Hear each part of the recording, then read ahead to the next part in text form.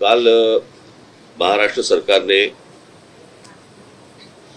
हिंदी सक्तीचे दोन्ही GR रद्द केले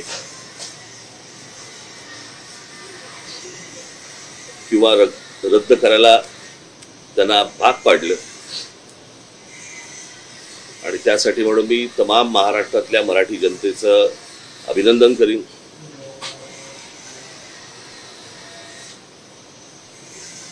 सर्व बाजूनी तो जो रेटा आला आणि त्याच्यातनं आज सरकारला खरं तर काही गरज नसताना हा खरं तर विषय आला होता, परंतु तो विषय रद्द झाला त्याबद्दल मी महाराष्ट्रातल्या अनेक मराठी जनांचे तर आभार मानीनच, पण त्याचबरोबर मी अनेक साहित्यिक, त्याचबरोबर काही मोजके कलावंत, त्याचबरोबर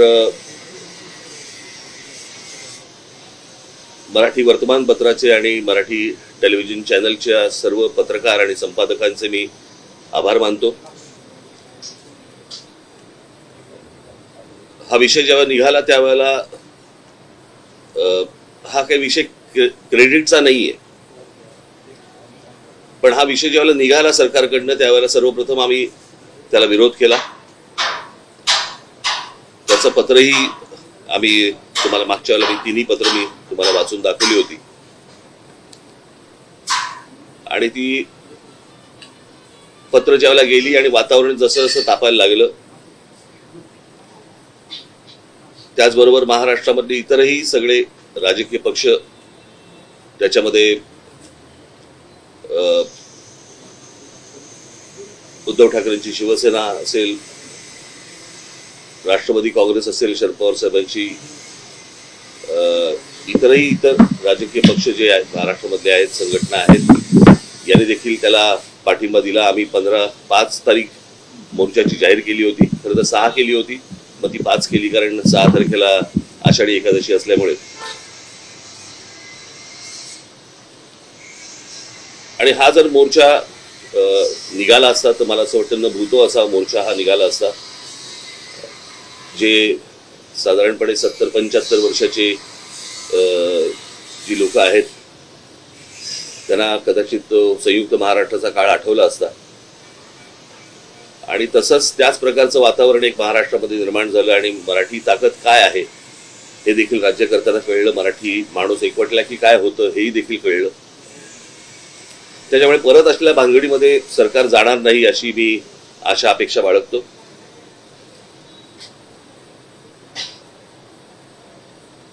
खरं तर या गोष्टी काही करायची आवश्यकताच नव्हती, काही गरजच नव्हती। त्या दिवशी माझ्याकडे दादा भुसे ज्यावेळेला मंत्री आले त्यावेळेला त्यांनी मला सांगितलं की आमचं ऐकून तर घ्या। तेव्हा मी त्यांना सांगितलं होतं, मी म्हटलं तुमचं ऐकून घेईन पण ऐकणार नाही आणि या विषयामध्ये कोणतीही तडजोड होणार नाही, कारण हे काय आहे, हे स्लो पॉइझनिंग आहे। हे हळूहळू एक या गोष्टी आतमध्ये पेरायच्या आणि ते खास करून महाराष्ट्राच्याच नशिबी येणार, बाकीची राज्य कुठची ऐकणार नाहीत। आणि हा प्रयत्न त्यांनी करून पाहिला, परंतु तो त्यांच्याच मला असं वाटतं अंगाशी आला आणि त्याच्यातनं तो सगळे GR मागे घेतले गेले। आता काहीतरी ते समिती नेमतायत, कोणाची ती जाधवांची, त्यांनी समिती नेमावी, त्याचा निर्णय आणावा न आणावा याच्याशी आम्हाला काही कर्तव्य नाहीये, परंतु परत ही गोष्ट होणार नाही एवढी सरकारने नक्की लक्षात ठेवावं। असल्या कोणत्याही गोष्टी आम्ही मान्य करणार नाही, या होणार नाहीत। आम्ही जेव्हा शिक्षण घेतलं किंवा आतापर्यंत जे शिक्षण होतं त्याच्यामध्ये साधारणपणे 5वी नंतर 6वी पासून हिंदी आणि संस्कृत वगैरे असले प्रकार विषय वगैरे होते, परंतु मी त्या दिवशी म्हटल्याप्रमाणे मुळात हिंदी आणण्याचा का ह्यांचा प्रयत्न आहे मला अजूनपर्यंत कळलेला नाही, कारण ह्यांना हिंदी येते म्हणून नसेल, परंतु हिंदी ही काही राष्ट्रभाषा नाही जी तुम्ही इतर राज्यांवरती लादावी अशी, आणि ही हिंदी एका प्रांताची भाषा आहे। त्या प्रांताच्या भाषेचा मग आमची खरं तर बघायला गेलं तर अनेक याच्यावरती अनेक लोकांनी बोलले होते की उत्तर भारतातले अनेक लोक हे महाराष्ट्रामध्ये नोकरीसाठी येतात, खरं तर त्या भागामध्ये मराठी शिकवली पाहिजे। ते न करता म्हणजे एक 150-200 वर्षापूर्वीची एक भाषा 3000 वर्षापूर्वीच्या भाषेच्या वरती वरचढ होण्यासाठी प्रयत्न करायला लावतात हे लोक, तेव्हा हे मान्य होऊच शकत नाही, हे होणार नाही. काल मला त्या ह्यांचा हा जो निर्णय आला त्याच्यानंतर संजय राऊतांचा मला फोन आला होता आणि त्यांनी सांगितलं की आपल्याला काय करायचं पुढे. म्हटलं आपल्याला मोर्चा तर रद्द करायला लागेल आता. तर त्यांनी म्हणाले की आपण एक विजयी मेळावा आपण घ्यायला पाहिजे. म्हटलं घेऊया. म्हणाले मग 5 तारखेला आपण जाहीर केले तर 5 तारखेला घेऊया का. म्हटलं 5 तारखेला घेता येईल. म्हटलं आत्ता काही ठिकाण बिकाण जाहीर करू नका. म्हटलं मी माझ्या लोकांची पहिल्यांदा बोलीन, चर्चा करीन आणि चर्चा केल्यानंतर म्हटलं मग आपण एकत्र मिळून ठरवू आणि मग त्याच्यानंतर बघू आपण 5 तारखेला काय करायचं ते. तर त्याप्रमाणे 5 तारखेला तर अजून काही ठिकाण वगैरे ठरलेलं नाही. मी माझ्या सहकाऱ्यांशी बोलीन, मग त्यांच्याशी बोलणं होईल, माझे सहकारी त्यांच्याशी बोलतील आणि मग त्याच्यातनं 5 तारखेचा मेळावा होईल. तो मेळावा जरी झाला तरी त्याला काही पक्षीय त्याला लेबल लावण्यात काही अर्थ नाहीये, कारण हा खरा तर विजय हा मराठी माणसाचा विजय आहे आणि त्या दृष्टिकोनातूनच या मेळाव्याकडे पाहिलं पाहिजे आणि तुम्ही देखील बघितलं पाहिजे. अर्थातच मला आनंद आहे या गोष्टीचा की ज्या प्रकारे वर्तमानपत्र आणि टेलिव्हिजन चॅनल, तुम्ही पत्रकारांनी आणि अनेक संपादकांनी ज्या प्रकारे हा विषय लावून धरला, मी खास करून तुमच्या सर्वांचं मी अभिनंदन करीन. अशा बाबतीत सर्वजण जागृत असले पाहिजेत आणि कुठे कुठे काय काय गोष्टी घडतायत होत आहेत. मला असं वाटतं हे महाराष्ट्राला तुमच्या चॅनलच्या वतीने, वर्तमानपत्राच्या वतीने कुठे कुठे हे काय गोष्टी मुरतायत हे तुम्ही सांगितलं पाहिजे. ज्या वेळेला हा 5चा कुठे करणार आहोत त्याचा निर्णय होईल त्यावेळेला तुम्हाला सांगण्यात येईल. काल तुम्ही या सगळ्या विषयासंदर्भात जी भूमिका घेतली, मनसे कार्यकर्त्यांनी जे आंदोलन उभवले त्यानंतर सरकारला नक्की कुठेतरी हा हिंदी सक्तीचा जो जी.आर. आहे तो रद्द करावा लागला. हे मागे बंद करा सगळे काय कामं चालू आहेत. या सगळ्या संदर्भात काल मुख्यमंत्री असतील, उपमुख्यमंत्री असतील, त्यांनी पत्रकार परिषद घेतली, निर्णय तर रद्द केलेला. मात्र त्यांनी तुम्हाला एक प्रतिप्रश्न विचारला की राज ठाकरेंनी उद्धव ठाकरेंचा पहिला हिंदी भाषेच्या संदर्भाचा प्रश्न विचारावा, कारण त्यांच्या कार्यकाळामध्ये तो अहवाल आला होता आणि त्यांच्या मुख्यमंत्री पदाच्या काळामध्ये तो नाही. बघा मी तुम्हाला एक गोष्ट सांगतो, महाराष्ट्राच्या बाबतीत उद्या मराठी माणसाच्या विरोधात, मराठी भाषेच्या विरोधात उद्या कोणी जरी असेल तरी माझा त्याला विरोध असेल, कळलं का. आणि उद्या जर समजा उद्धव ठाकरेंच्या काळामध्ये मला आता मी तेव्हा हा प्रश्न विचारला यांना, परंतु तो कुठचं उच्च शिक्षण, प्राथमिक शिक्षण आणि काय उच्च शिक्षण याच्यामधला तो शालेय काहीतरी असेल तो, त्याच्यानंतरचा तो विषय आहे असं माझ्या आता कानावरती आलं. मला अजून त्याच्या डिटेल्स मला मिळालेले नाहीये. कोणतरी ठाण्याचा कोणतरी माणसाने त्याच्यावरती सही केली आहे त्या सगळ्या विषयावरती. परंतु माझी विनंती हीच राहील महाराष्ट्रातल्या प्रत्येक राजकीय नेत्याला की मराठी महाराष्ट्र या विषयावरती, मराठी भाषा या विषयावरती कोणतीही तो कोणाही कडनं, आमच्याकडनं तर होणारच नाही पण तडजोड होता कामा नये. यापुढे सर्वांनी मला असं वाटतं सतर्क राहणं आवश्यक आहे. सर्व बाजूनी महाराष्ट्राचे लचके तोडण्याचे प्रकार सुरू आहेत आणि हे कुठेतरी थांबवणं आवश्यक आहे. मराठी माणसांनी देखील आजूबाजूला काय गोष्टी घडतायत याच्यासाठी जागृत राहणं पण तितकंच गरजेचं आहे. आणि मला असं वाटतं 5 तारखेचा मेळावा ज्यावेळेला होईल त्यावेळेला 5 तारखेच्या मेळाव्यामध्ये मी बाकीच्या सगळ्या सविस्तर गोष्टी मी बोलीन. प्रश्न असा होता की काल काही ठिकाणी जी.आरची होळी झाली, आंदोलन झालं, त्यावेळी दोन्ही पक्षाचे कार्यकर्ते त्यामध्ये सहभागी झालेलं चित्र पाहायला मिळालं की त्या हिंदी सक्तीचा जी.आर रद्द झाला तर त्यावर चर्चा सुरू होती दोन्ही ठाकरे बंधू एकत्र येऊ नये, त्या अनुषंगे ताकद नव्याने उभी राहू नये किंवा दिसू नये म्हणून हा सरकारने निर्णय घेतला. प्रश्न असा ना, मी परत तुम्हाला तेच सांगतो, तुम्ही त्या पक्ष मोर्चालाही पक्षीय लेबल लावू नका आणि उद्या विजयी मेळावा झाला तरी त्याला पक्षीय लेबल लावू नका.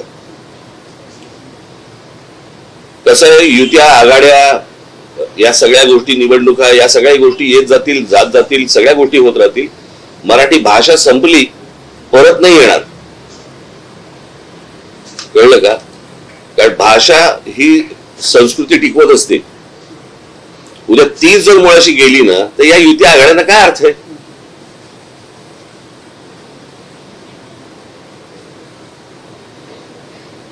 या सगळ्या गोष्टी ह्या निवडणुकीच्या वेळेला बघता येतील किंवा विचार करता येईल त्या गोष्टींचा. त्याचा विचार आता करून चालणार नाही.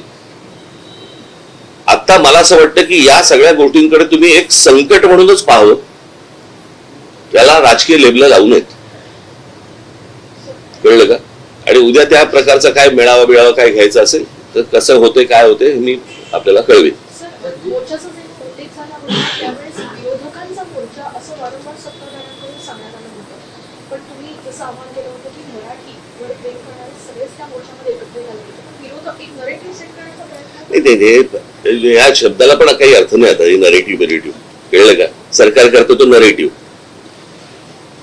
मी पहिल्यांदा जाहीर केलं होतं ना ही गोष्ट की त्याचा पक्षाशी कुठचा संबंध लावू नका, कोणताही झेंडा नसेल, मराठी हा अजेंडा असेल, हे मी सांगितलं होतं ना माझ्या इंटरव्ह्यू मध्ये त्या पत्रकार परिषदेमध्ये. त्याच्यात काय आता नरेटिव्ह आम्ही सेट करायचा का त्यांनी? राज्य सरकार मधल्या देखील अनेक मंत्री आमदारांनी देखील या गोष्टीला विरोध केला. मला असं वाटतं अजित पवारांनी देखील या गोष्टीला विरोध केला. ही गोष्ट आपण लक्षात घेतली पाहिजे ना.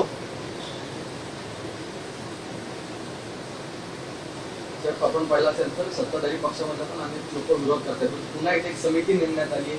समिती अभ्यास करून असं सांगणार आहे की कुठल्या इयत्तेपासून हे लागू करायचं. मी आता काय बोललो, मगाशी बोललो ना, मला असं वाटतं मध्ये नव्हता का तू? होतास ना? मग मला पण एक प्रश्न विचारायचा असं. सर, या समितीचे जे डॉक्टर नरेंद्र जाधव आहेत त्यांच्या संदर्भात मराठी अभ्यासकांनी प्रश्न उपस्थित केलाय की ते मी आता जी तुम्हाला भूमिका जी मांडलेली आहे याच्या अगोदर 1ली ते 5वी हिंदी चालणार नाही. ते जाधव येऊ देत ना तर अजून कोणी येऊ देत.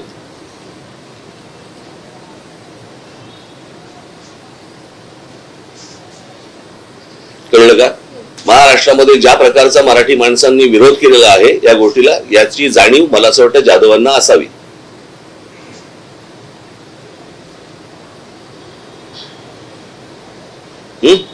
महाराष्ट्रामध्ये खूप प्रश्न तुंबलेले आहेत. भाषेवरती उगाच विषय आणू नका.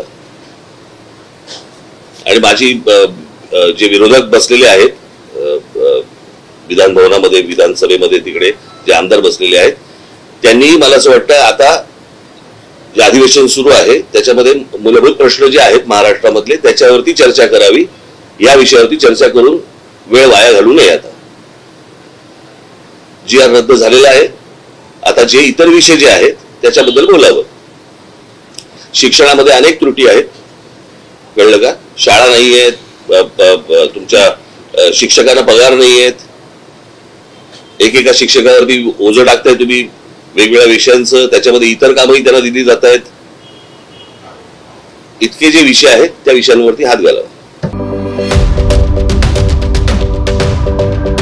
यूट्यूबवर सुद्धा रायगड टाइम्स सर्च करा आणि पहा रायगडच्या कानाकोपऱ्यातील प्रत्येक बित्तम बातमी. आणि हो, लगेच सबस्क्राईब बटनवर क्लिक करायला विसरू नका. रायगड टाइम्स, आपलं चॅनल, आपला आवाज.